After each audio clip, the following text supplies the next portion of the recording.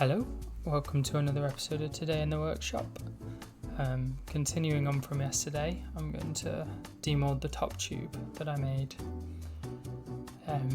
Just going to cut it out of the bag here and get rid of all of the vacuum bagging consumables.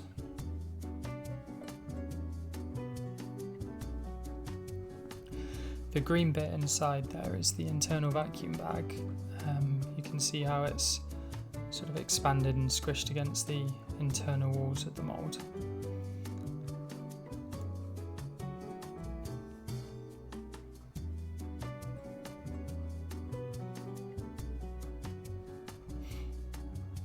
The internal vacuum bag comes out really nicely. You just give it a twist and it pulls off all of the walls, and then you can pull it out. And there's the piece straight out the mould, a little bit of flash on it, but it's looking really smooth. No imperfections that I could see. A couple of lines on it there from those little binder spots that I spoke about in the last video. And the interior is looking smooth as well, so I'm really happy. I've put it on for a post cure now and moved on to my new seat tube mould. This has been printing for the last 2.5 days, and it always has these little lumpy bits where it sits on the bed, and I've tried tweaking slicer settings but can't seem to fix it, so I just file them off and move along with my life. It's got a 10mm threaded rod running up the back as a kind of spine of the thing, which helps to squish all the parts together and obviously gives a lot of strength.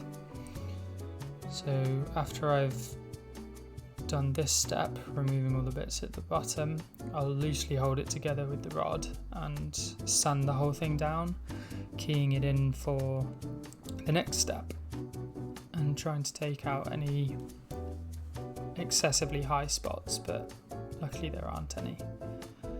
So the next step is to cover it in just a really thin coat of resin, and if I've not got any infusion resin in stock, I will warm it up with a heat gun, which terrifies me a little bit, but as long as you're quick and keep it moving, it's okay. So a nice thin coat of resin, and I've got the mould sat slightly apart so I can push some resin into the gap as well, and it can do a little bit for holding the whole thing together.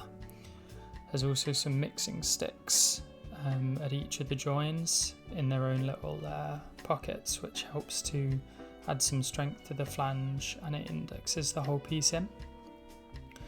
So the next bits I'm making are some little rings, which are for the head tube mould, or the whole head tube as a part. So I like to have moulded in bearing seats for the head tube. I think it looks a lot better. It's a hell of a lot lighter, and it's one less cost to have to buy press-in headset cups and stuff. But to do that requires a lot of detailed things to be moulded in place. And in the past, I've done it all in one go, trying to do this messy process here while I'm also doing a whole head tube layup and bagging it, or using the bladder, or whatever method I'm using. So these are going to come out and be tiny little rings which I can use in the process. Hopefully you'll be able to see that in future videos, but for now I just need them done so they're ready for the layup, because obviously it's going to take an hour or so to do this, and then they need to cure and then demold them and stuff. The moulds will be sacrificial, unfortunately, but there's not a great deal of material in them, so it's not the end of the world. Here's my super sophisticated compression jig. It's been working a treat. It's quite fun to look underneath and see all the air and resin being squished out, but my hands were covered in resin, so I didn't want to get it all over the camera.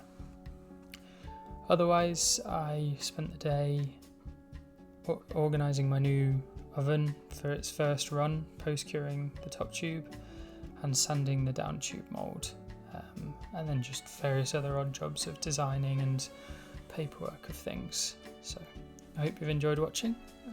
Stay tuned for more Today in the Workshop videos. Thank you.